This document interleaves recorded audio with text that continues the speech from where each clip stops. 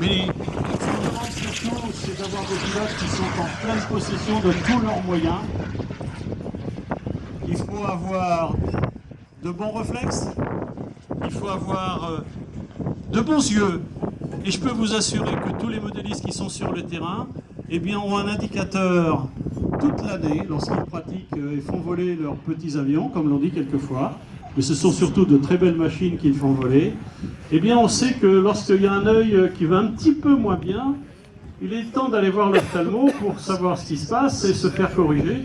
Parce que derrière, c'est un loisir, c'est un sport, c'est surtout une passion qui pourrait être handicapée pour piloter un avion, même quand il va doucement.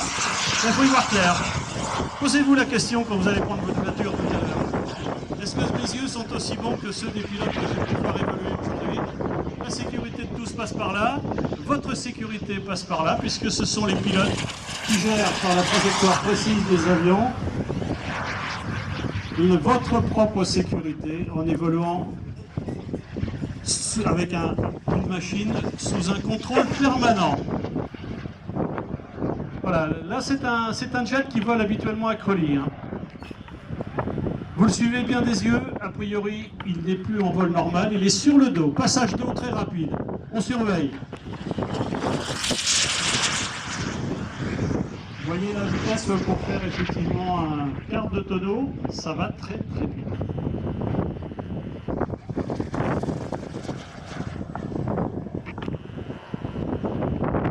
Voilà, volume d'évolution important des jets, la machine est vraiment pas exceptionnellement grande par rapport à d'autres, mais on a vite fait de parcourir 300, 400, 600 mètres quelquefois, où l'avion ne représente qu'un petit point dans le ciel, dont il faut gérer la trajectoire, dont il faut gérer l'assiette, la vitesse, l'éloignement. Voilà, on a sorti le train d'atterrissage.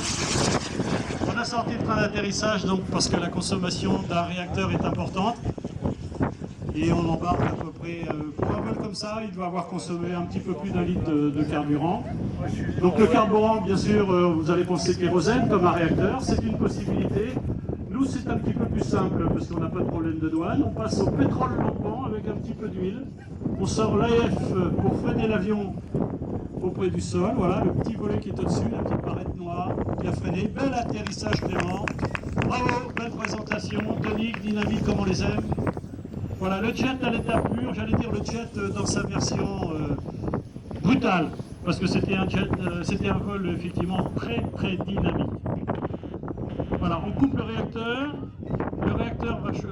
éjecte les gaz d'échappement aux alentours de 700 degrés, donc on va laisser quelques secondes pour refroidir le moteur.